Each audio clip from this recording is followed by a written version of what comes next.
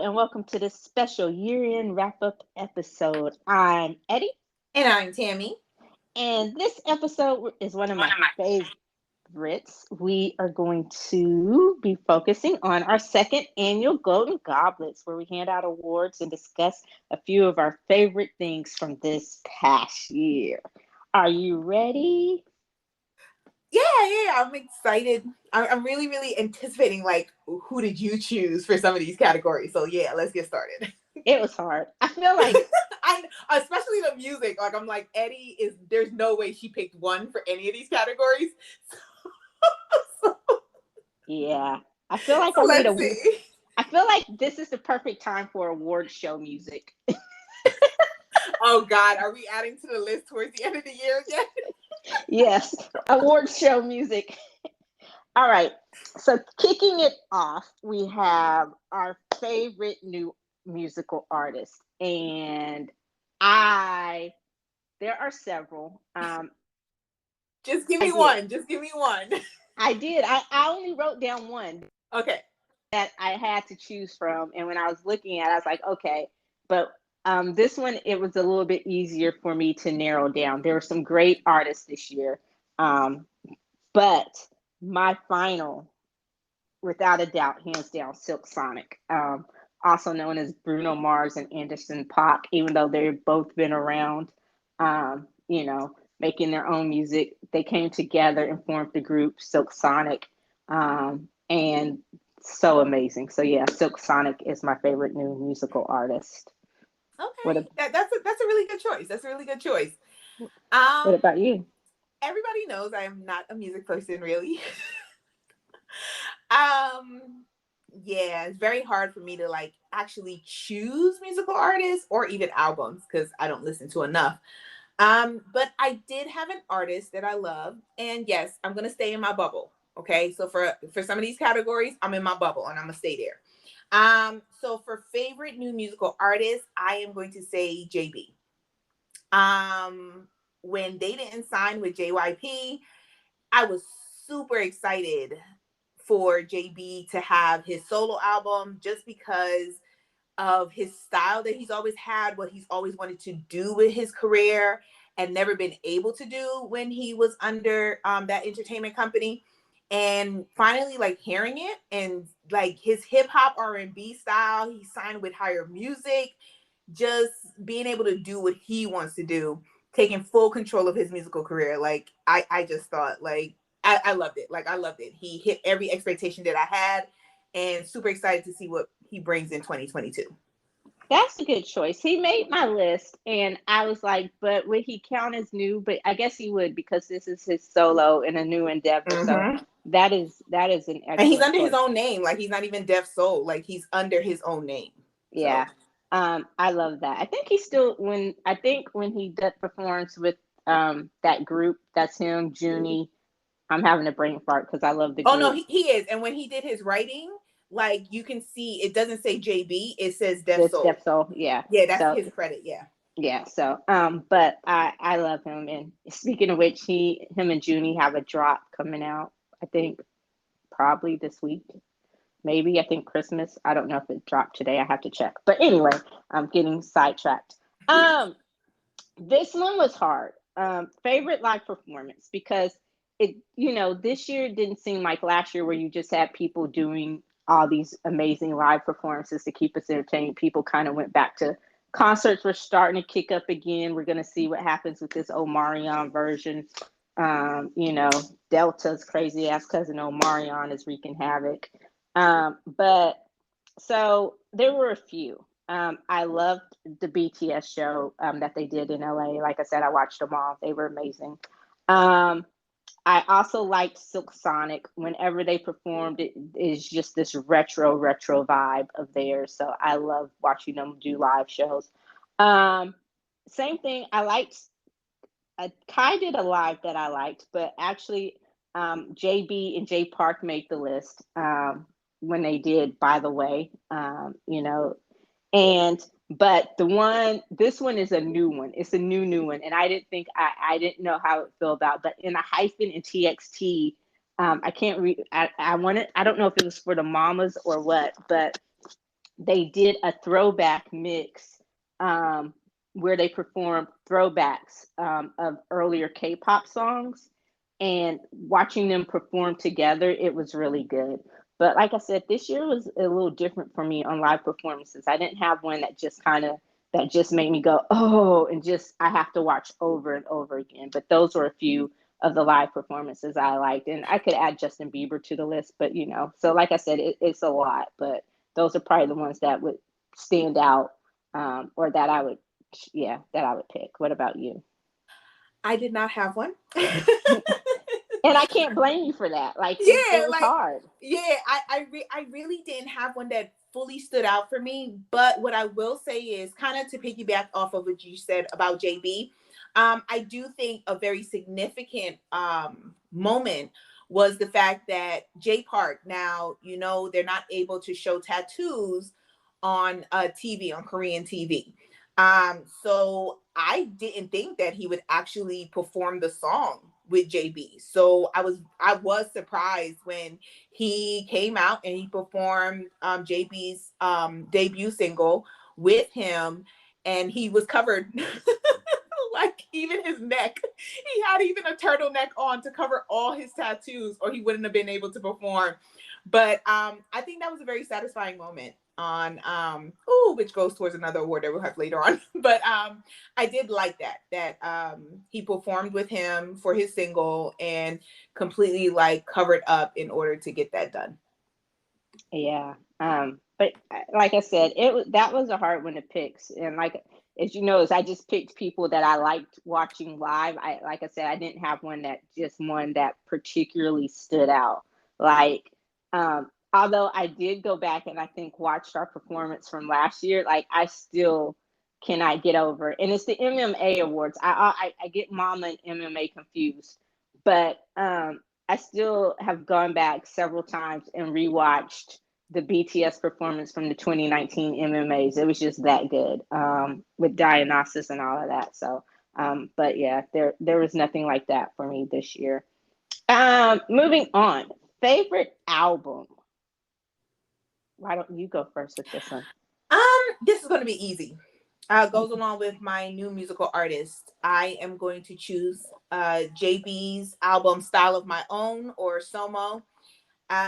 Like I said, I had very, very high expectations for him above everybody else, above everybody else in the group. I did have very high expectations for JB. I was super excited to see what he would come out with, and he met every single expectation that I had. So I think like that was the best album for me, as well as the one that I still to this day have on repeat. Like I love it. I love it. So that would be mine. What about you? Again, it was hard to pick just one, so I didn't. I'm not even going to sit here and pretend like I did. I loved 30 by Adele. JB made the list. Somo Fume. An Evening with Silk Sonic also made the list. Her Back of My Mind, amazing. Hotels, Jasmine Sullivan. Those are just a few. Again, check out my top 10 list. If I stop at top 10, I'm still trying to figure the complete list out. But those are just a few. And to piggyback off of what you said, um, JB was my favorite in Got Seven. And I've always loved him vocally, and I was always interested to see what he would do. So yeah, when they did not resign, I think we were both like, yeah, he was the one that I had the most, I had the highest, I don't know if highest expectations is the right phrase, but that's the one I'm using. Um, but I was most excited about his solo career. Everyone else has surprised me in a way that they've done. Bam Bam surprised me how awful it was. Let me stop. Come But on now, I, don't do I, double B like that. I love Double B. I love him. He is the swag master of the group. But that album, like but having said that, I am anticipating his second album. Like I am.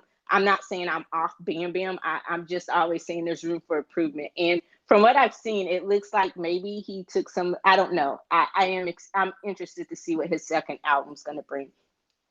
But yeah, JB surpassed any expectations that I had. Like I knew his style. I knew he would go R&B.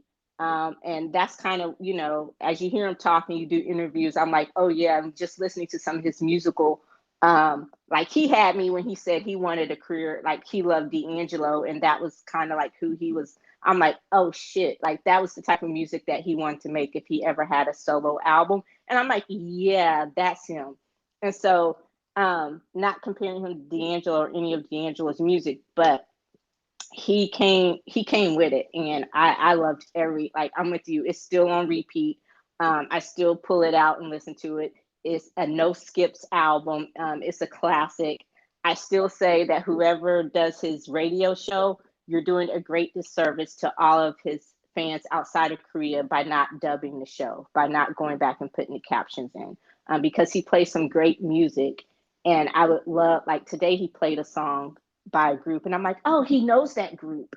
And I was like, cool. And I really, really wanted to hear what he was saying about the group and how he discovered them and what he said about the song. So, again, we got to get we got to tighten up our Korean connect so we can get that done. You just gotta because there are English subtitles. It's just done by fans. Like Yeah. it's not by the company or the radio station. It's really done by fans. So and then people correct any like mistranslations that they have. People correct them, and then they go in and they correct the translation. So I haven't found any of his radio shows that have been dubbed, that have been captioned. And because sometimes I'll tell you, though, sometimes they just do shit like they just to say they want to be the first, especially when it comes to BTS, because it takes the company like a day or two before they'll caption some of their stuff, like especially their V lives. And so I guess some people want to be like the first to say they've done it, and then you read it and it's like, what is this? And so it's just like the most random shit. So, but yeah. Um, so that was it. All right. What about your song of the year? I'm interested. Is it JB? Is it a JB song? no, no, it's not. This one I went Western, not country. Just Western. But my favorite song of the year, top song for me, was on repeat on every playlist that I probably had on Spotify, was Astronaut in the Ocean. Like, I love that song. Um yeah, I really, really, really, really love that song. So that's gonna be my song of the year. But I'll tell you right now, JB's Into You with Ginger was like a close second. But Mask Wolf kind of dipped right above it. What about you? Yeah, I have again, this is a hard one, too many to name, but just some of the ones that made the list. Of course, Butter, because I'm always singing that song. Smooth like butter. And let me stop. My voice isn't warmed up yet. Sorry. Um, Heartbreak Anniversary by Giveon. Love that song. Love it. Um, and Easy on Me, Adele. Peaches, the Bieber version. Kai's version is good, but I'm going with the Bieber version. That's a classic. Pick Up Your Feelings, Jasmine Sullivan, although it kind of came out towards the end of last year. Paradise by EXO. So, like I said, again, that is a never ending list. But yeah, Master with Astronaut in the Ocean was a great, great song. And there's so many others, that, so many great songs that really did not get a chance that didn't get the pub that they deserve. But yeah, it was, looking back, like, just if I go off the top of my head, I think about, gosh, it wasn't a lot because it's just so much that got jumbled up in there. But as I've been, making our year-end list and going back and looking at, I'm like, oh gosh, there really was a lot of good music that came out this year, a lot of good singles and songs and stuff like that. So, it wasn't as bleak musically as, especially when with music, with so much of it coming out all the time, you kind of just get caught up in that next best thing. You kind of forget all the other stuff. So next year, I'm going to do a better job of trying to keep up with all the music. And hopefully by that time I'll be able to narrow it down to one, maybe two, I Never, think. never that, never Never. that. Okay, so moving on to your bubble. Okay, now you get to live in your bubble. Who was your favorite K-pop group or artist of the year? Because I already chose JB for new musical artist and album, I am going to go with my favorite K-pop group right now, and that's going to be TXT. Tomorrow by Together. They had a phenomenal year. And there were other groups that I absolutely love that had a great year. And Hyphen, Monster X had a great year. But I think like TXT was just above them all. Their performances that they had, the albums that they put out was just absolutely phenomenal. So yeah, so TXT is my favorite K-pop group of the year. What about you? Cool. I just want to preface this by saying BTS, it will always be my number one, my favorite, just whatever. But I stepped away from the BTS bubble because they only did two songs, even though they still had a phenomenal year off of those two Three songs, songs. three songs. And they did the damn thing with those three songs. Um, TXT also made my list, and this was really hard. It literally came down to a coin toss. This is one of the ones where I said she's gonna want me to pick one, so I tried to pick one. So you picked the other one. So since you already talked about them, I'm not going to. All I can say is you are absolutely right. Phenomenal albums, because they actually released two this year, and amazing performances. Really stepped out of Big Brother's shadow. Like I said, this is the year that I finally gave them a chance to just be TXT, and I separated them from BTS because at first that whole baby BTS that turned me off. Like I'm looking for something people different than BTS. Let BTS be BTS and let everyone else be who they are. So I like groups that stand apart from that. And so um, the group that I chose, the other group that I chose, was also a group that you named, one of my favorites. Probably they're definitely in my top two or three. Um, and I hate that, Omarion is fucking shit up because the virus, not the singer. Because I would want to see them. I think they're supposed to be coming to Dallas if Rona doesn't mess it up. But that is Monster X. They had a phenomenal year, and they're one of the hardest working groups. And I chose Monster X because the way that they handled show news enlistment. A lot of groups, sometimes it's from what I've seen, and I know I don't know how every group operates, but a lot of groups, especially with smaller numbers, not a group like NCT where it's just plug and play, fill in the blank. They have 50 members. So when one, None of their members have gone to the military yet. yeah. So I was like, so when they start going off to the military, you have all these different side hustles and side Mm-hmm. groups that you can kind of plug and play to kind of fill in those voids.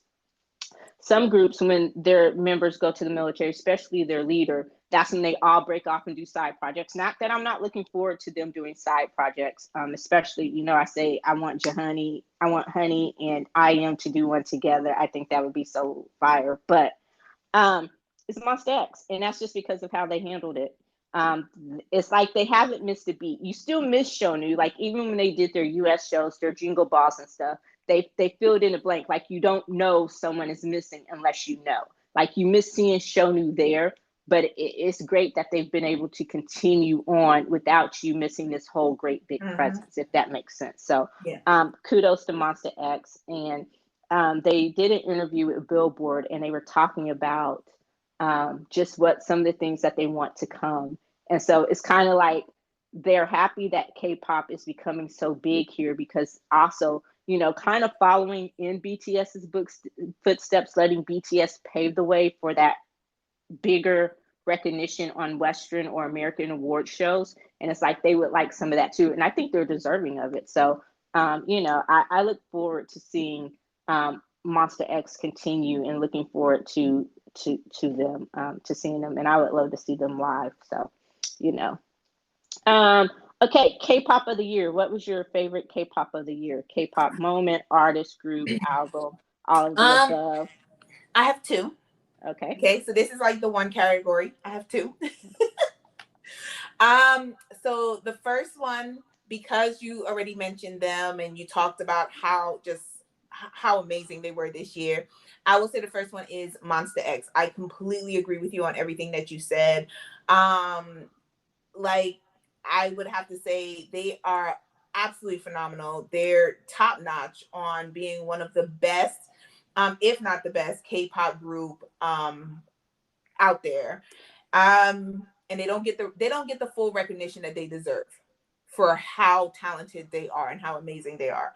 And then the second one would be in hyphen. To be a group that just debuted November of last year, and the amount of achievements that they've had in less than a year as a brand spanking new group is just absolutely phenomenal. Like they've done an amazing job. They're very, very talented.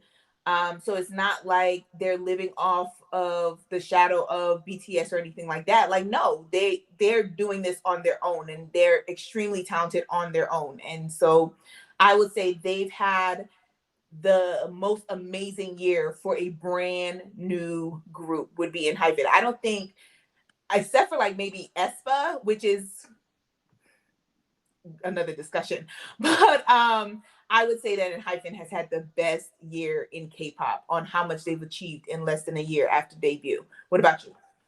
Um, that's not what I chose, but I agree. And Hyphen was one of the groups that I had on my favorite new musical artist list. And I agree because to think that they weren't supposed to make it this far, like everybody was so down on Hyphen because they were that reality show group, you know. Um, and so it was just like, oh, they're not going to be good, or what type of music are they going to put out, or they're just going to be good. People are just going to buy them because they are on the beat. They're within that whole BTS family or circle or whatever. But for them to come out and step out on their own and make their own and make a name for themselves and create their own fandom and the what their growth and all of that, it has been amazing. And to show people that, hey, I don't know if they would be as successful if they came from an American reality show. So it's going to be interesting to see how how the American version of Island or whatever they're doing, how that hybrid is going to work. But um, just the fact of that they were put together from a reality show um, type of competition, and they are having this much success, especially this quickly, is a testament to that. And I think the only other group that I can remember that, and they didn't even win the show, it was just that they were also talented. Simon Cowell threw them together, was One Direction. Hopefully, their story ends up a little bit better than One Direction's, but um, you know. So I agree with that. But my thing is my K-pop of the year is K-pop itself, just the continued growth and its continued popularity. And we talked about it a little bit on our K-pop wrap-up show. Um, is that I love how it wasn't just a flat, how it doesn't seem to be just a flash in the pan, how they are getting more recognition and more groups besides BTS, they're getting recognition from American shows, not necessarily American radio so much. Monster X does. They performed not on the LA Jingle Ball, but they did the Jingle Ball concert. They were in Philadelphia, Atlanta, and I think they did one somewhere else. They were here to promote their movie, The Dreaming or In Dreaming. So and their English stuff gets more radio airplay. And then so a lot of people are like Monster X, and then find out that they're K-pop. So just the continued growth of K-pop and how it's continuing to grow outside of Korea, outside of Asian channels and circles is a good thing to me, and I like seeing that, and I want to see where it goes and see other groups, and hopefully it will spread to the soloists a little bit more, like the JBs and the Yogyums, and just some of the other amazing individual acts and solo artists that they have, and groups like Inflying. And like I said, there's every genre of K-pop I don't know if there's K country. I still have to do my research on that. I'm gonna find out. But that's my K-pop of the year. It's just that it's continued growth and success and popularity, and people are discovering that it's more than just BTS. So I like that, and I like to see that. Even if I don't like all of the groups, I still like to see that growth. Okay, so who does it come down to? Who did it? Drum roll. Da-da! I need a drum roll. Oh, look at you. Who is your favorite musical artist of the year? JB, come on now. JB? JB. I'm not even going to explain it because I already explained it twice before. But my favorite musical artist of the year is going to be JB. That's a good one. Yeah, I have the usual suspects, everyone that I listed. BTS, Adele. I don't know if I can name just one particular favorite. So just pick from any of the people I've listed. JB definitely tops that list. A phenomenal, phenomenal, phenomenal year. So I can co-sign on that completely. Um, all right. So that we got the music, just like me. Okay, let me stop. I feel like I should sing. I feel like I need transition music here to the next thing. So now we are going to get into our movies and TV shows. Okay, let me stop. So what was your favorite? I feel I I'm telling you, I feel like I need a transition. Like there should be a bigger transition, some grand thing, but I don't have it. So what about? We'll go from what we listened to what we watched there. Okay. So what were some of your favorite TV shows that we didn't mention in our wrap up? Like, because I as we were doing our top 10, I realized that there are some shows I didn't mention. So I'm going to try to only mention the shows, unless my absolute favorite was Oh is no, I did absolute favorites. Like okay. I only chose one for each category. So Overachiever. Look at you. like I chose like the top ones. So for my favorite TV show is the show that, like I said before, I watch every month. At least once a month, I watch this show from beginning to end, from episode 1 all the way to episode 16, and that is Run On, which is currently streaming on Netflix. Of course, it is a K-drama, but it's just really, really good. Realistic, the conversation, like it's literally the script that just gets me every time. The acting is phenomenal, but the words that they have to say just connects with me every single time I watch it. I'm never ever bored watching this show. So Run On was my number one TV show of the year. What about you? Um, okay? I didn't mention this show. One of my favorites is Ted Lasso. I have two. Ted Lasso. And I know I thought it was going to be another white bread version of Seinfeld or some one of those cult vanilla white bread comedies that just was just like whatever. So I was skeptical. I was really skeptical about Ted Lasso. And I watched the first season a little bit. Like everyone just kept talking about it, and I mean everyone. So I was like, finally, let me just see. And it was after the first season premiered, and it was all on Apple because Apple does theirs weekly. So I watched the first season, and I could not wait for the second season. Like that show is so good; it lives up to the hype. Like, and I was never a big Jason Sudeikis fan, um, but it is so good. Not the biggest soccer fan, although I would love to see a live soccer game, and I do watch the World Cup, but that's about it. But or football, the worldwide international football, not what Europeans call handball here or whatever. But um, Ted Lasso, it really, really does live up to the hype. It is an excellent show. Jason Sudeikis did the damn thing with that show, and I love it. Also, my now this is one that we did talk about, and it's made the list. Is one of my favorite TV shows, and that is Vincenzo. Um, And I found out that it has been dubbed. They do have an English dubbing. So for those of you who are still good on captions, reading captions, you can actually listen to the English dub. I highly encourage you to do the captions. There's a little bit of a disconnect sometimes between the dubbing and the captions, but yeah, Vincenzo is so good. So and it has made my list to go back and rewatch it. Like that is one of the because I'm not big on reruns or stuff like that. Like once I've watched something, I've pretty much watched it. But that is a show that I'm like, yes, I'm taking the time and I'm gonna go back and watch it again. I just loved it. It was phenomenal. So those are probably two of my favorite shows. Probably going to make the top.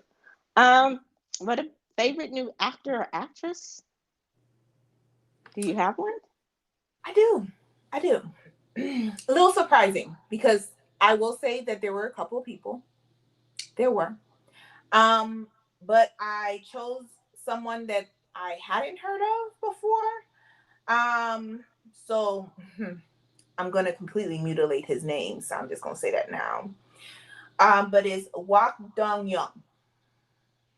He was the oh my god, he was the brother in Vincenzo. Hmm? The brother in Vincenzo. The one who died? Oh, the brother. Spoiler alert. Okay, just give it away. Yeah. Yeah, Okay, I know spoiler what you're alert, my talking. bad. Yeah. I'm sure you've listened to the Vincenzo episode, so you would already know that he died. But I chose him because it was just so like crazy on how he went from supposedly being the villain of the show and he was supposed to be like this real like bad awful person only to realize that he was just the face of the real villain who was his older brother, and then the change that he had when he connected with Vincenzo, and then all of a sudden it was just like he just wanted to be loved, like he just needed some love in his life, and then he died. But I thought he did a great job on the character that he played. A second person, wait, no, so sorry, this would be like a new actor actress that I just discovered. So new actor actress that I just discovered, I would say would be him. Okay. Yeah, I don't have one. I I could agree with that though. He did a phenomenal job, and of course, most uh, Korean the actors and actresses are in Korean dramas and movies are new discoveries for me. So I can agree with that. As far as discovery, the guy who played Vincenzo, I would love to see him. I'm sure he has other work out there, but I would love to see him in other things. Like he's amazing. He was really really good in Vincenzo. So I hope he gets more. Descendants of the Sun. Oh, okay. See, there you go. Um, but yeah, I other than that, I left that one blank. I really didn't have one that was just like, oh my gosh. Um, yeah. But okay, so I'm really interested to see what you have for this one. Favorite movie? Judas and the Black Messiah. No.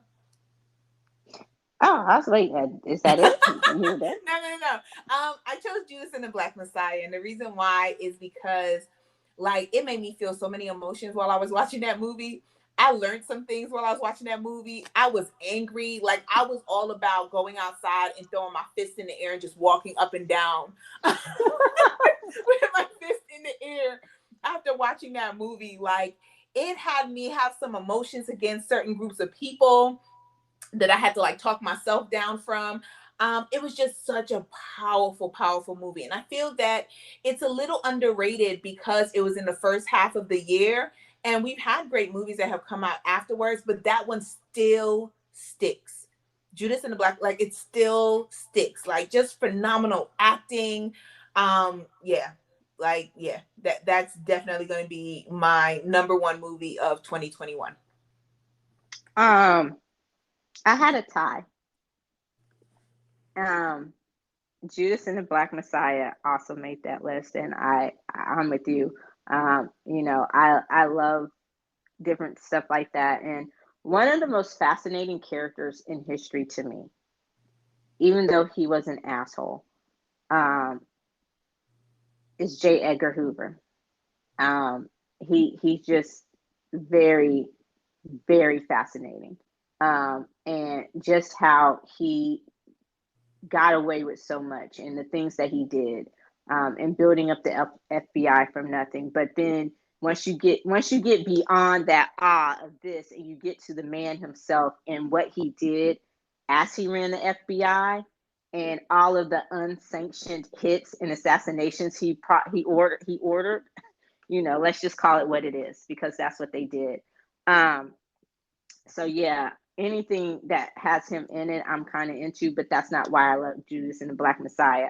But yeah, that movie, and um, you'd always heard about the Black Panthers, and you'd always heard about him, but you never really knew, and you never really got the full story. And there's only so much you can get from a 2 hour, 2.5 hour movie, but it was so compelling, and it was so powerful, and it was so raw, and the emotions that you felt, like you said, you had no, I had no sympathy for the guy that turned out to be the Judas in this movie.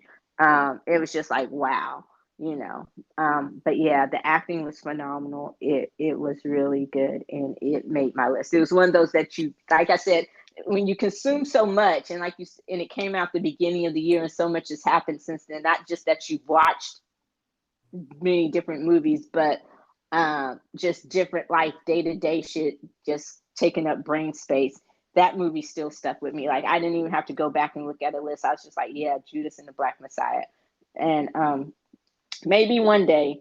It's not a movie. Like it is a movie. It's a classic. It's in my list. It's in my collection. But it's not a movie that I can just watch. Like, oh, what are you in the Nah. mood for? Judas and the Black Messiah is not one of those movies. It's a movie I will watch again, but you definitely have to be in the right headspace We and gonna right watch that place. before the revolution start.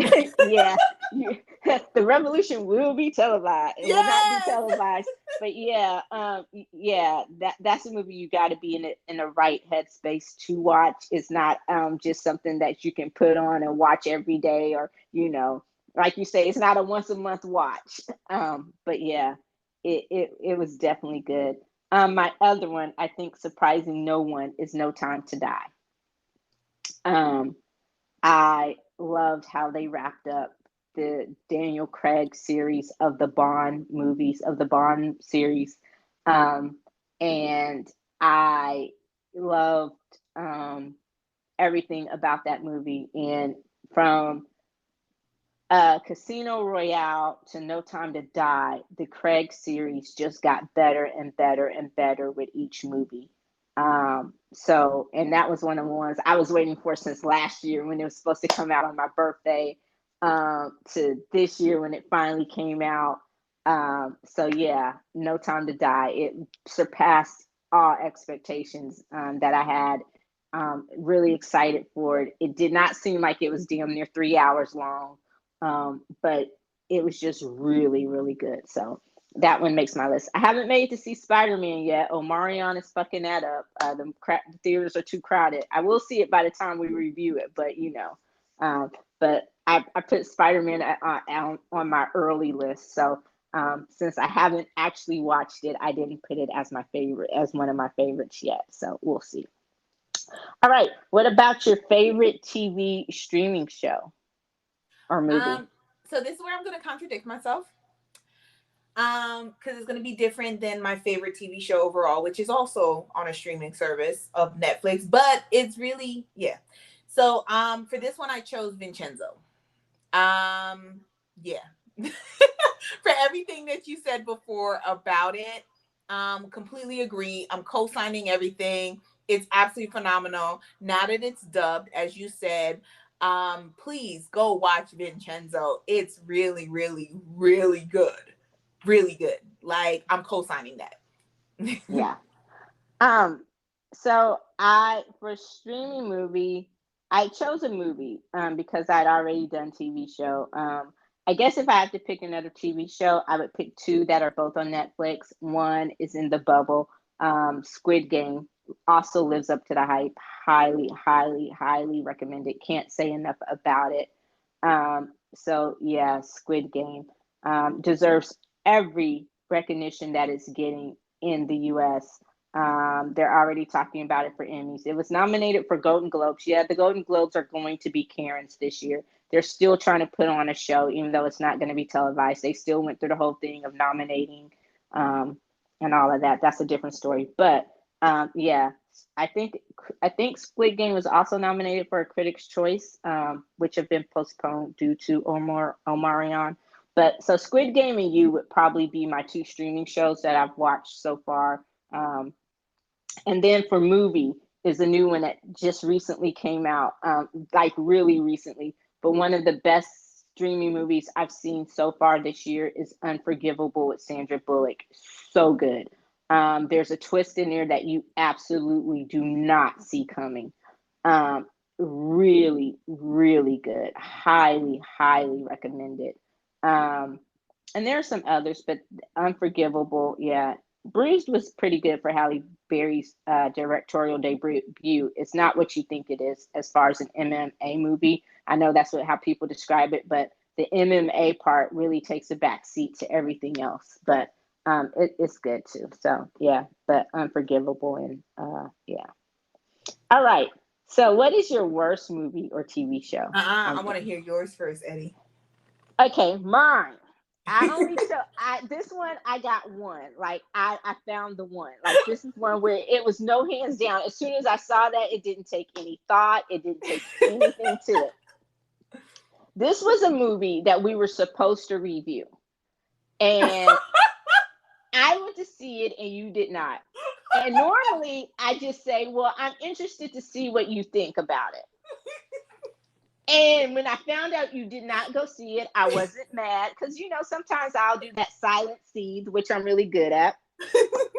I didn't say, oh, so when are you going to do that? I didn't say, oh, so you're going in the morning, right? I just said, don't. I'm like, you good.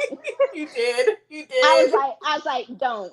I was like, nah, we can find some. And I think that was I think that was a time when we had some other stuff in the bin, so we were good with that. We had something else we could do because I was like, don't. I watched it for all of us, and I've been meaning to write a review, and I think I might still write a review because um, it's on iTunes right now. You can buy it for like really cheap. And I told my peoples this week, don't even buy that movie. Like, don't fucking do it. Don't watch it for free. Like, and it is The Green Knight. The Green Knight is so fucking horrible. And we were both excited about this movie because We were. we love Arthurian movies, and he's like King Arthur's nephew. Had a great cast: Dev Patel, Alicia Vikander. Who's that other guy? Gosh, just it is a great cast. So much potential. This is a movie where I don't even think I could have been high enough for it to make any fucking sense. I think maybe I should have been high just so I would have slept longer because I did what I never do. Like I fell asleep in a movie, and it was one of those that when I woke up, I was pissed that it was still on and I hadn't missed enough of the movie. Oh my And god. then I didn't even feel compelled to say, "Oh, what did I miss? Did I miss something important?" No, I was just like, "Damn, this shit is still going on." And then I could not fall back to sleep, so I was pissed off about that. So the movie was absolutely freaking horrible. It was a waste of freaking potential. They could have taken this movie, especially lesser known, and done so many things with it. I think they tried to follow the original story or book or whatever. And it even there were parts of it that had potential where you thought, oh, this is where it's going to get good. Never. I was pissed. I was just like, yeah, don't you good. Yeah. So The Green Knight, definitely. Don't Oh even my watch god. it for free on Hulu or Netflix or anything. Just let that shit ride. Like it's horrible. Oh my god. I love that. So entertaining. Like I knew what you were talking about. Yes, I have not seen it, and I'm going to follow Eddie's advice, and I'm never ever watching that movie. I will hurt you if you watch that movie. Like I will literally cuss you out if you watch that movie because that is a waste of 2 hours of your life. You're always saying you don't have enough time. Don't waste it on that shit. Don't. I got you. I I got wasted. you. I wasted enough time on it for the both of us. You good? Oh gosh, that's too funny. What I will say is my worst movie of 2021 is a movie that we reviewed. And it was such a disappointment. I was so I think. excited. I I'm think the I know one which that said to one. put it on the list. Huh? I think I know which one. Yeah. I'm okay. I'm the one that said to put it on the list, how excited I was. One of my favorite movies from growing up was He's All That. Like, what's the girl name again? Addison Ray, where something. Addison Ray. The girl can't act. She cannot act. It And I was mean her cannot first in act. capital letters. It was her first ever acting role. She can't, Eddie, don't do it. Don't do it, Eddie. Don't do it. She can't act. She cannot act. Okay. And she, like, that movie was horrible. It was horrible. And I watched it twice. Twice. And it did not improve the second time around. It just did not. It had so much potential because that is like kind of like a cult classic of a 90s movie. And it was trash. Absolute trash. And she got a multi-million-dollar deal from it, but I ain't watching no other movies that she come out with. Absolutely not. So that was my worst movie that I watched in 2021. He's All That. Don't do it. Don't Yeah. do it. Because normally those movies like gosh, even the kissing booth movies, they got progressively worse, weren't that bad. They weren't. Um, but they normally warranted a rewatch, just like sometimes when you're bored, you can go back and watch them. But especially the two All the Boys movies, those weren't those are rewatch. You'll just turn them on because they're cute. Yeah, I agree with you. He's All That it was not one of my favorites, but it does not top the Green Knight and horrible. All right. Who was your favorite villain of the year? Wanda. From WandaVision? Yep. You put her as the villain? She was a villain. She took over a whole town and forced them to live out the fantasy life that she wanted with Vision before he died. That's a villain. Now, granted, when she finally woke up and realized what she was doing, she turned out not to be the villain. She was never a hero. She was never a hero. But she wasn't as much of a villain as she was in the beginning. But she was a villain in the beginning on the fact that she took over a whole town and forced them to act out her fantasy life. No, I that's interesting. I never really thought about. I mean, I know what she did wasn't good, but I guess because so in tune to, I didn't think of her as a hero. I thought of her maybe as an anti-hero, but I that's a very interesting perspective. I like that. I chose the dude from Vincenzo. Okay, Tachyon? Yes, Taco. I forgot his character's name in Vincenzo, but I chose him. He was phenomenal, and the twists and the turns, and from when the mask was on, the difference between when the mask was on and the mask was off, you would think that it was twin roles, just like the duality that he played. Because he was a And psycho. yeah, and it was masterful. Like he was really, really good in that role. So he was my favorite villain of the year. And I literally did write down, I did the dude from Vincenzo. All right. What about the best fight? Best fight, I'm going to give it to Hawkeye. The TV show. I think that the fighting scenes for the whole entire show, I watched all 6 episodes in real time every week. And I want to say, like, to see him be like just this old dude who gets really, really hurt, but still holding his own against like actual assassins. I really, really enjoyed the fighting scenes in Hawkeye. So I would say that one. Oh wow, yes. Hawkeye's on our list for next year, isn't it? It's supposed to be, yeah. Yeah, okay. I watched it. The season finale dropped, and as soon as the season finale dropped, I went back and I watched all 6. So I can't wait to talk about it. But yeah, those were some good fighting scenes, and I love what you said about you know, him just showing him where she said he doesn't have superpowers, just actual a human hero or anti-hero. I guess we could get into that when we discuss it all. But yeah, those are some good ones. I chose Shang-Chi. And I was thinking about it from the bus. Like that was one of the best scenes I've ever Mm. like just the bus fighting scene. To when he was fighting his sister in the ring when they first meet up again, and she's kicking his ass because he's like, "I'm not gonna fight you." And she's like, okay. Okay, like what'd you think? She's like, "Cool, just take this ass whooping like a champ then."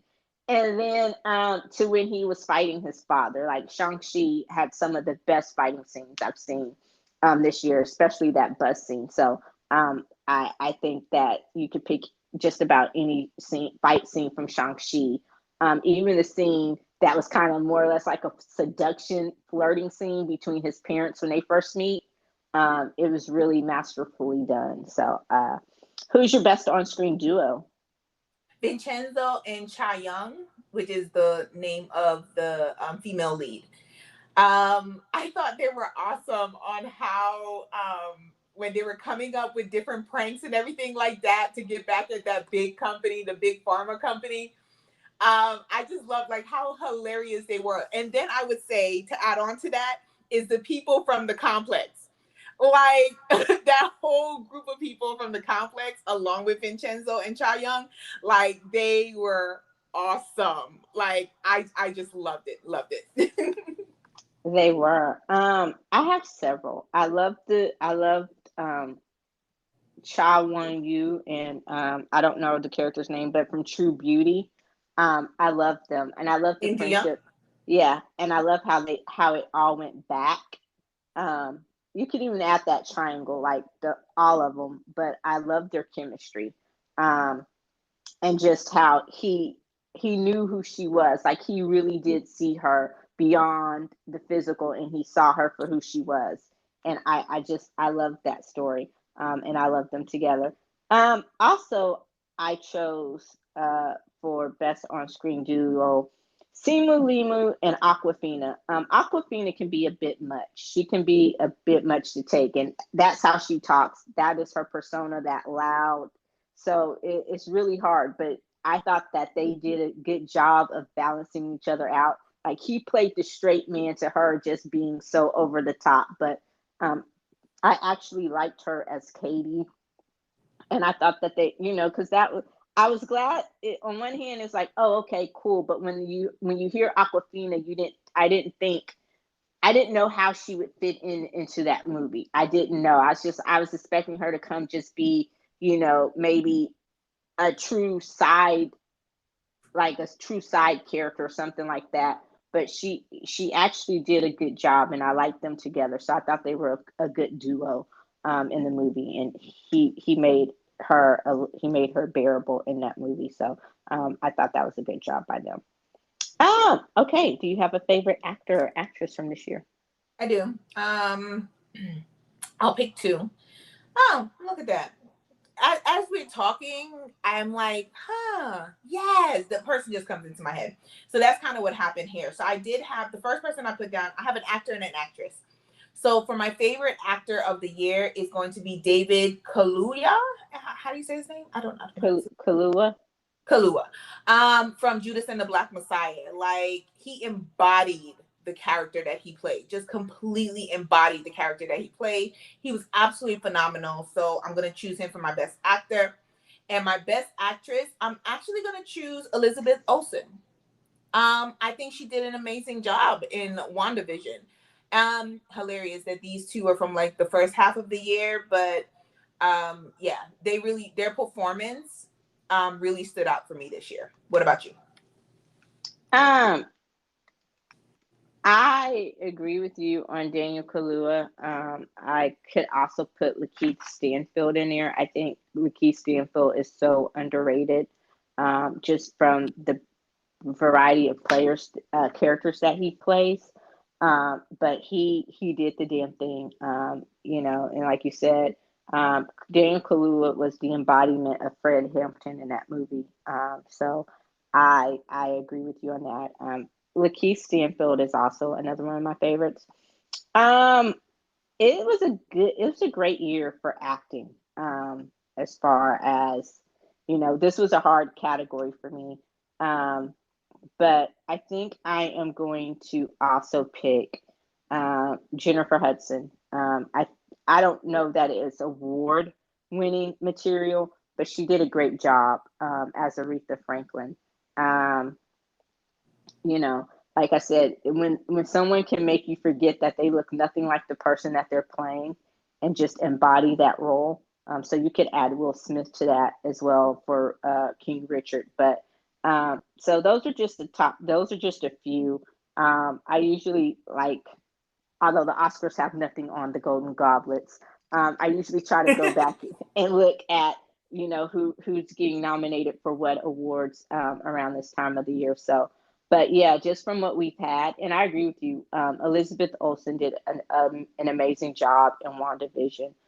She was really really good in that, and I I think Disney has done a great job with taking these lesser known characters who may not be able to hold their own in a standalone movie, and they've done a great job with these series.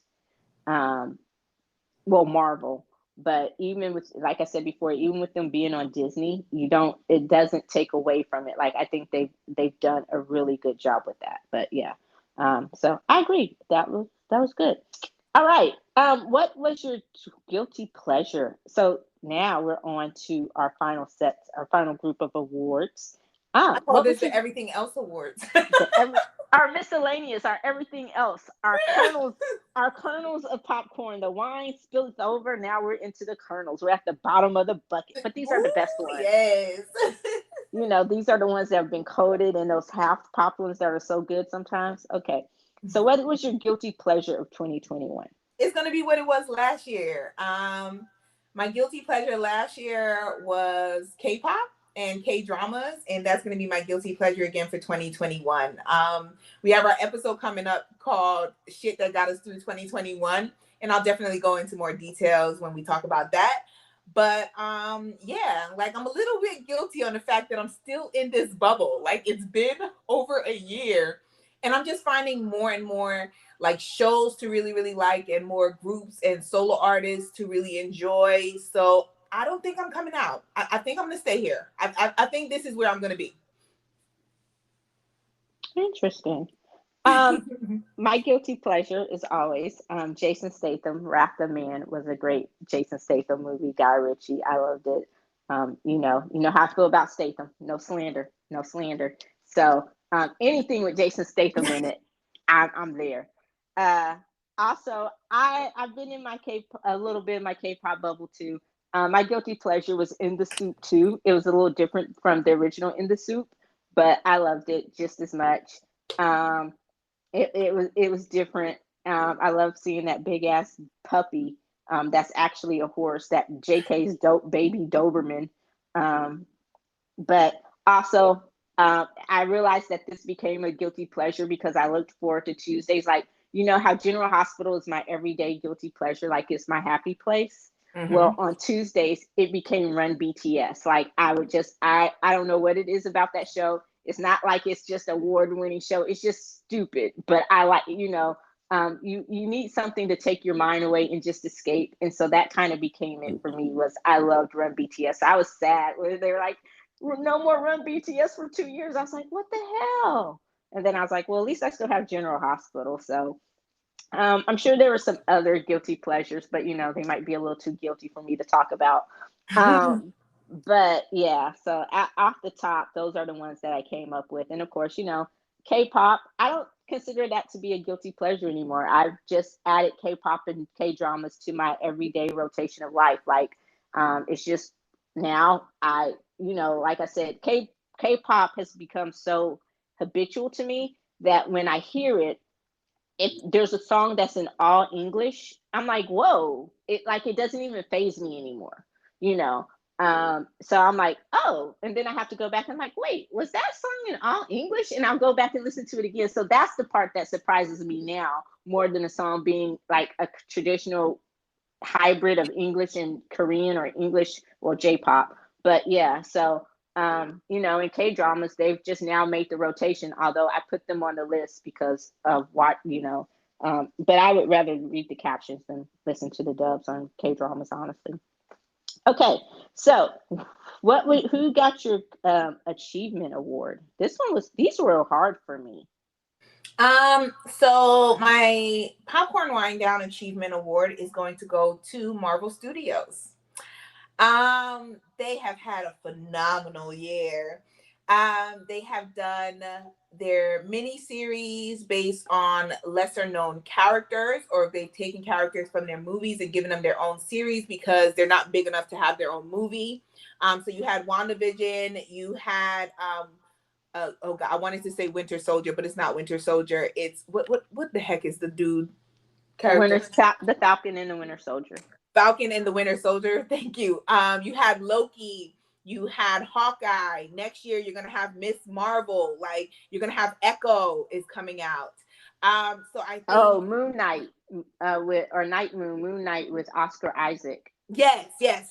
So I'm just like it's just more and more amazingness that's gonna come out of that whole universe that they have created over decades now. So I'm super excited for 2022 and what they're going to bring, because 2021 for Marvel Studios was amazing.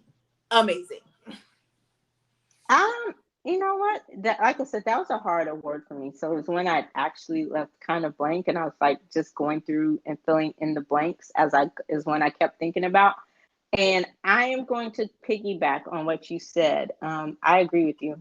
They have my vote too, and for all the reasons that you've said. And we will see. I know, that some of the people now are trying to sue to get the rights back, I guess, because they want some of the families, especially since Stanley died, I guess they want to try to sell it off to other studios and other things and see what they can do or maybe get more of the money. But here's the thing I want to remind them. Before all of them were brought under Marvel, they did not do well. Like they may have had one movie that did okay, but they never had the success that they have under Marvel. So you trying to take it away and give it to another studio. Even the Spider-Mans didn't do as well with just Sony. Now they did well because it's Spider-Man, but they didn't do as well as they did with the collab between Sony and Marvel. So I don't know. I hope that part works out for everyone involved, but I have to agree with you. And also, yeah, I think, and okay. And since I thought about it, I also want to give my achievement award to Colin Kaepernick. And you're going to be like, why? And oh no, I'm in agreement with you on that. Go ahead. I think, and I just thought of it. Like I said, it had originally been blank, but I was thinking about it. His show, Colin in Black and White, was really good. It also has made a list. Is one that we just didn't talk about, but for him to not give up, to not crawl in a hole and just say, and not take what the NFL did to him lying down, and to be able to come back and tell his own story on his own terms. And the more they keep trying to knock him down, the more he gets up and he stands up black and proud and loud and just. So I think that it was an achievement for him to still be able, even though he had one career taken away from him, he's gone out and branched out into 50 million different others, and he's going to be okay. So just him being able to tell his story or part of it in his own words on his own terms, I think that's one hell of an achievement. So, Colin Kaepernick. Okay, who gets your social justice award? Stacey Abrams. She doing her thing, and I cannot wait for her to officially start campaigning to become governor of Georgia. I hope that Georgia keeps their eyes open to what they could become if they elect her as the new governor, rather than keeping Brian Kemp, who is a shit show. Yeah, I agree. I put Stacey Abrams and all those who continue to fight for voting rights, because I was just having this conversation with someone earlier today. In 2022, we've actually got to get off our asses and go vote, because all of the things that they've put in place to try to keep us from voting behind the scenes, It's amazing. And to not vote, we are setting ourselves up for the end of our democracy as we know it. Especially in Georgia, especially in all these red southern states. So just those who continue to put up the good fight, not just with words, not with just, oh, this is what needs to happen, but actually out there busting their asses, making sure that it happens. We now need to go do our parts. And it's going to be a little bit harder because we are going to have to jump through some hoops, especially those of us who live in rural communities and predominantly communities of color come 2022. We are going to find out that, a lot of what they were talking about doing, they actually did. So it may be a little bit harder, but we still need to get out there and vote. So I agree. Stacey Abrams and everyone else who actually out there putting their money where their mouth is, fighting for voting rights. Those people get my social justice award. Okay, what was your top what the fuck moment?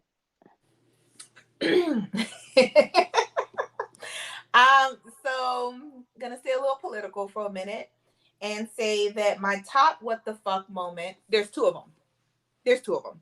Okay. So my first one, extremely, well, actually, I would consider both of them to be very serious. Sorry. So my first one is going to be the Supreme Court literally not making a real decision on the Texas abortion law that was passed.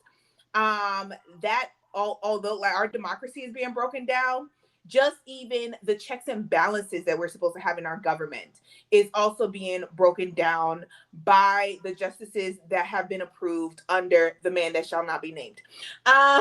So that's my first one. My second top what the fuck moment is Biden deciding to start payments back up for student loans, even though the government doesn't fucking need the money. And you've gone 2 years without doing it, and now all of a sudden randomly you're deciding, we're just gonna put it back into place, and no real reason why. You're just doing it just because. No real reason why. It's not like you need the money. It's not even. Anyway, let me not get into that. But yes, those would be my top what the fuck moments. I put too many to name, but I can agree with you. And I'm normally the political one, so I try to stay away from it because she knows I will go off on a political tangent. And we realize that hopefully people of all political backgrounds and persuasions listen to the show.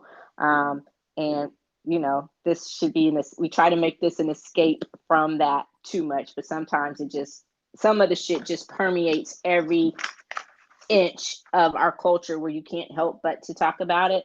But yeah, I agree with you wholeheartedly on that Texas bullshit. And living in Texas, that was bullshit. I can say, like, the thing, and I also had a conversation about this today, the thing that you should be concerned about that concerns you as far as my health care goes is being a decent human being, wearing a mask, getting vaccinated for the greater good of society.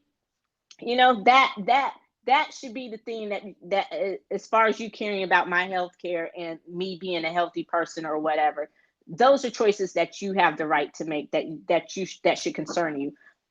Whether or not I'm having an abortion, or for the reasons I may choose to have an abortion, or if I get pregnant, the personal choices I make about my body concerning that pregnancy that have absolutely nothing to do with you,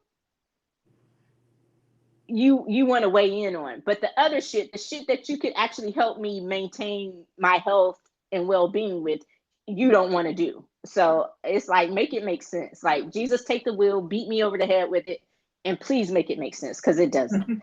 And again, elections matter because you just had these people break up the filibuster to ram in these people. A man died 16 months before the end of a presidential term, and they refuse to fill the seat. A woman dies 2 weeks before an election, and you rush through that seat. And I'm like, what the fuck? So yeah, that is a big what the fuck moment, on top of so many others to name. A lot of them having to do with the orange mango Mussolini who shall not be named. Yeah. So what was your I don't care, but I should? Scarlett Johansson not getting her full payment for Black Widow. Like, I know I should care about it. I really, really should. But I really didn't. Like, I pretended like I did, but it really didn't faze me at all. And I feel so bad as that. But yeah, I didn't really care about it. I have two. I did care about that just because of the disparity and the way that, but I get what you're saying. Um, I the two that I really don't care about, and I know that I should because he's probably going to try to run again in 2024. Um, is I don't really care about the Mango Mussolini. Just put his ass in jail already, or drop all the charges or whatever. But I'm just so sick of him and his MAGA cult. And I know we have to pay attention because they're dangerous. But enough is enough. Like, ugh. Um, and then the other thing that I don't care about, Lord forgive me, all of the anti-vaxxers and all the people who go on TV saying that it's a hoax, COVID isn't real, don't take the shot, And and then then get they it get. and die. I care about them dying. I don't want them to die. I really do. I feel bad when they die, but it's not like I'm just so utterly heartbroken. And I don't mean to sound heartless and cruel about it, but it's just like, dude, really? You know, so I yeah. I don't want anybody to die from it because no one deserves that. You really don't. But like when you get sick, and I'm just like, because you've been out there spouting all of that nonsense, and I'm just like, oh, okay, you know, you don't trust science, or it's not good for your body. You don't know what you're putting in your body. Well, stop taking Viagra, stop smoking weed. When you get a headache, just let your body's natural healing powers, let your brain's natural healing powers weed out that headache. Don't go get Advil or anything else. When you get sick, don't go to the hospital. Don't go to the doctor or none of that. Just let your body's natural immunities and natural healing take care of all of that for you. Don't take vitamins. Stop eating all this processed food. Just stop. So that's where I am to this point. Again, I don't want them to die. I don't wish death on anyone. But when it happened, when you get sick, and it's like, well, you're dealing with the consequences from what you know all I can say sometimes is karma. It comes back on you. So, and I kind of feel bad about saying that, but yeah, that's where I am with it. So I'm over that. All right. So, what was your most satisfying moment of the year? Excuse me. Um, Trump being held accountable for his taxes, and his company going down as well. Yay! And him realizing that he doesn't have as much power as he thought. Oh my God, that was amazing. And also him being booed when he said that he got the booster shot. You deserve it. Yeah, you created that monster, so now you're look. You created that rabbit dog. Now that rabbit dog is turning on you. Yeah, him getting his comeuppance. I every time that happens, I find it satisfying. I just can't wait till it all finally happens.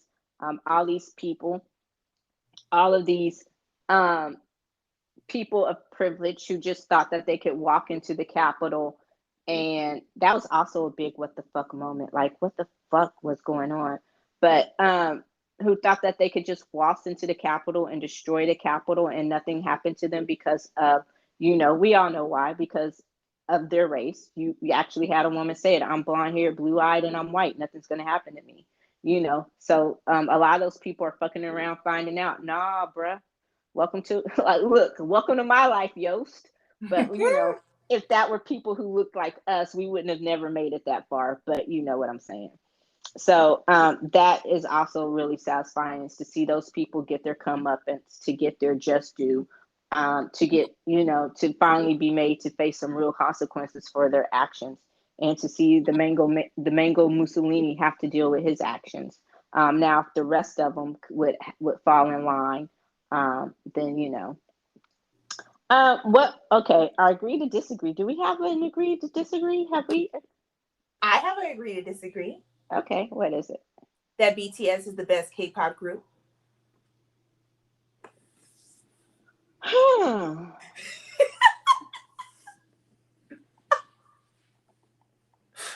I wrote that down. I was just like, yeah, that can be our agree to disagree on thinking that they are the best K-pop group. Oh,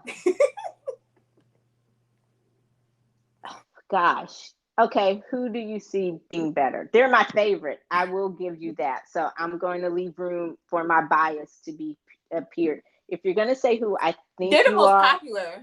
They're the most popular, and I give besides them the that. besides the most popular, And I they're the want to ones see who have who. achieved the most. But I Yeah. don't consider them to be the best K-pop group out there right now.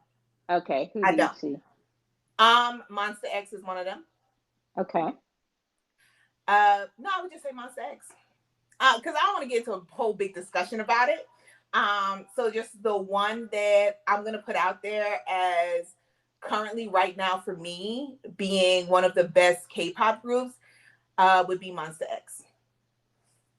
Okay. I can't. I and like I said, like you said, besides them being popular, BT and I already said before, BTS will probably be my all-time favorite. Just like Jackson 5 New Edition, that's where they rank. Are there others that could be better? Yes. Does Monster X deserve as much recognition? Yes. Um, is BTS hopefully paving the way for other groups like Monster X to get that recognition? I hope so. As popular as K-pop is becoming. That's Um, another disagree that we can have too. what about the popularity On of you K-pop? thinking that K-pop's here to stay, and me thinking that yeah, it'll be here for a couple years, but it's gonna die out at some point. That's Hmm. that's my opinion. Like, yeah, it's a big deal right now because BTS has opened a door, but I think it's a fad, and I think that fad will die down at some point. And I would just hope that certain groups that create their popularity during this fad would continue to have their names put out there after this fad is over. That would be a better agree to disagree. We'll have to see who is right.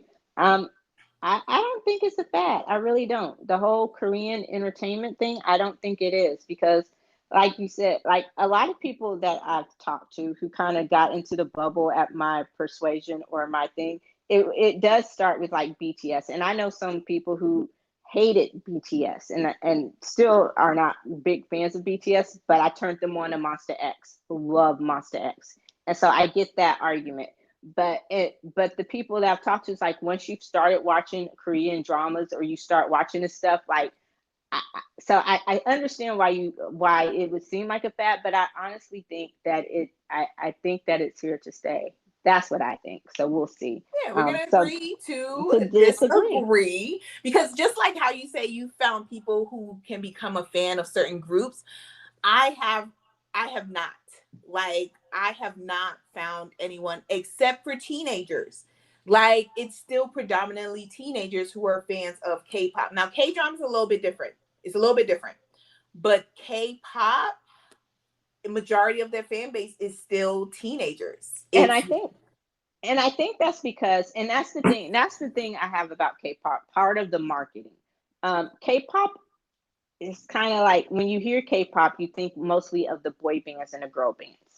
But the way they do it is, but it's so much more. Like I said, K-pop is a music with so many different genres. So that's why I'm interested to see. I think they need to do more marketing of the solo artists, and get them out there as well. So I would love. I think I really, really want to see how it's going to happen I think it's the MMAs, right? Or is it the Mamas? I always get them too confused. But the award show that's coming to the US in the next couple of years, I think that if they would do more to market the solo, especially the grown folks music, because and adults our age, a lot of us are past the boy band stage. Like BTS kind of sneaks up in there. Like I said, I don't think of Monster X as a boy band. But so it's like, yeah, BTS snuck up on me because I'm really over boy bands, and that's why I immediately started looking for different types of music outside of just the general K-pop, because I'm not a big fan of that aspect of K-pop music. So, but yeah, we'll see. Who gets your ultimate popcorn award? the number one studio today, which is Marvel Studios. So they got my achievement award, and they're gonna get my ultimate popcorn award. And it's just exactly what I said before. They're like, woo, they're doing their thing. They're doing their thing. And next year is going to be even bigger than 2021. You'll see. Okay. I agree, and I'm going to also give it to the aforementioned BTS for them to have had 3 songs this year and still came out on top of the charts and still broke more records and still did what they managed to do off of 3 songs. I think was amazing. I could say 2.5 songs because we've talked about before. Permission to Dance is not one of my absolute favorite BTS songs, but it served its purpose. So, and I still think that the sky is the limit. Like they're an interesting group, who in a lot of ways are just scratching the surface of their popularity, I guess, especially in the mainstream. So it's interesting to see where they're going to go and if they will ever drop that full English album. We'll see. Question. Yes. Now, I can see, because they can get that achievement award for all the records that they've broken. Do you think that they're ever going to go back to their roots? Or are As they going far to stay in this Western influence music sphere that they've entered into? um I think that maybe I think it's I don't know, honestly. I understand why they're in the Western influence stream. We know what that's about. They want that Grammy, Grammy. baby. They want that Grammy. Once Mm-hmm. they win the Grammy, will they return fully to BTS? I don't know. I think a lot of it is that they may have outgrown their original roots of because they're not the same people that they were 10 years ago. So I'm interested to see how they grow.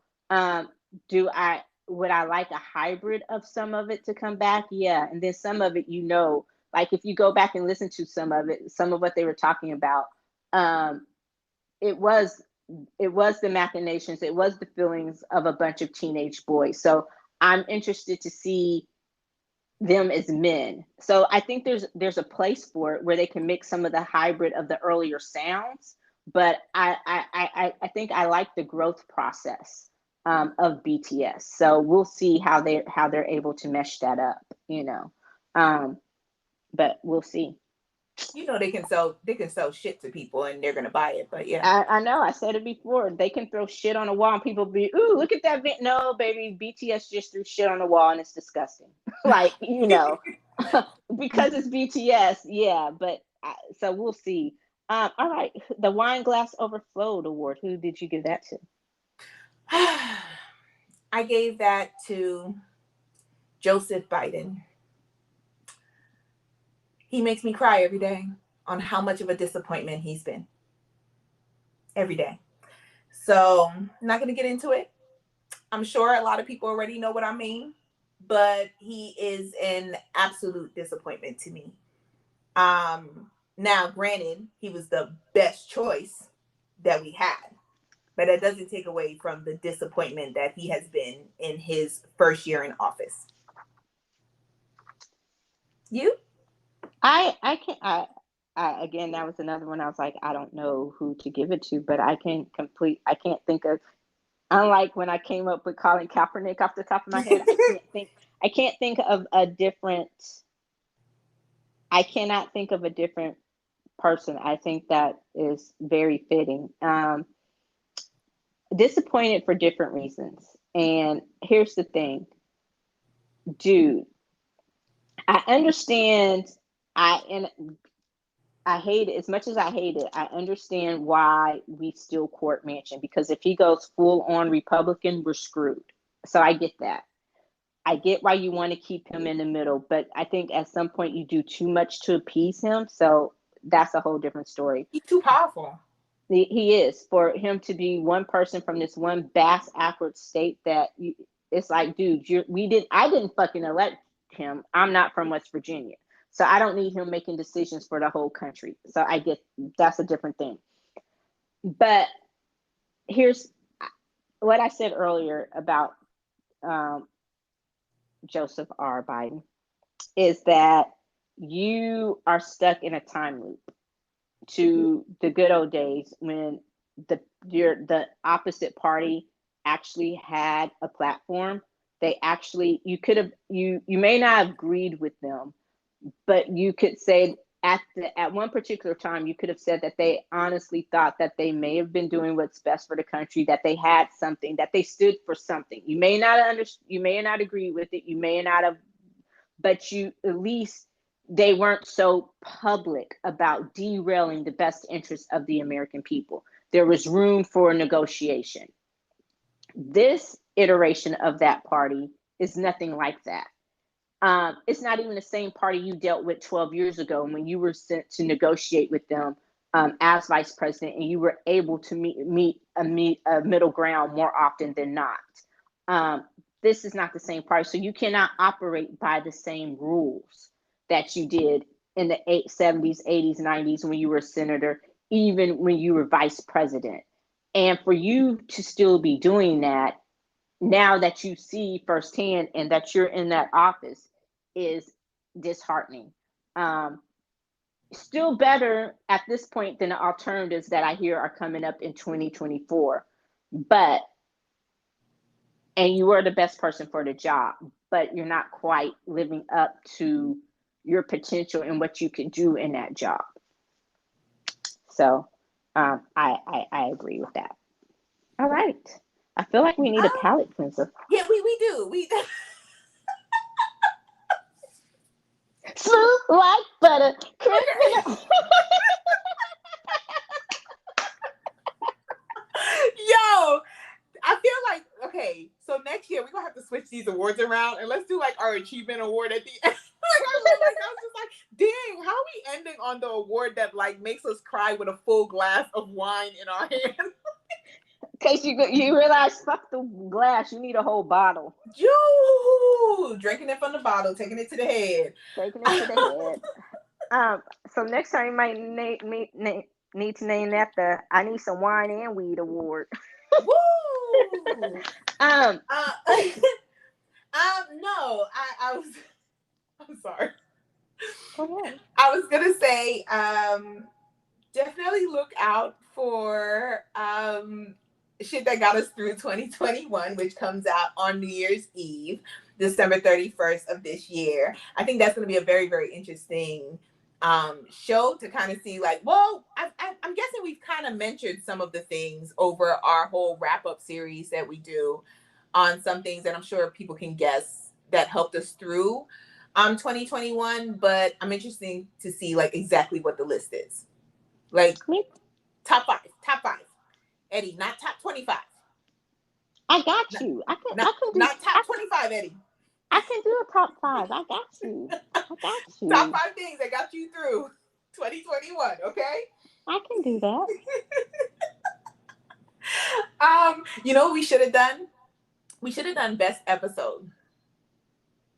Oh, do you have one real quick? We need a palate cleanser. Not necessarily best episode, but I think an episode that surprised me and you a little bit was when we did Colin in black and white, and I rated it a 5.0, like a full bucket of popcorn. Oh yeah. Which I've never, like, neither one of us has given anything a full bucket of popcorn. So that was definitely a surprising moment of the year. It was. Are you taking it back? Absolutely not. Oh, okay. Absolutely not. Like, no, it fully deserved it. And that's kind of like jumps on what you said about Colin Kaepernick doing his thing, even though they blackballed him from the NFL. And, you know, now he can just smile in their face and be like, and what? Yeah. Like, I'm a producer. Yeah, like I just think he has an incredible story, and I would love to see the full breadth of it. And we need to see it too. Yeah, and I can't wait to see what he does in the future. So kudos to Mr. Kaepernick. So that does it for this extra special episode of the Popcorn Wind Down with our second annual Golden Goblets.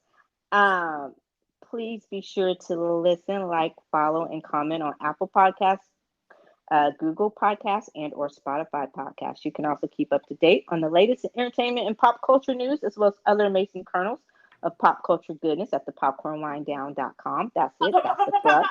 Look for a new look wind down. New look website coming to you in the new year. Looking to have that up by the end of January. I'm not putting all that pressure on myself to get it done by New Year's.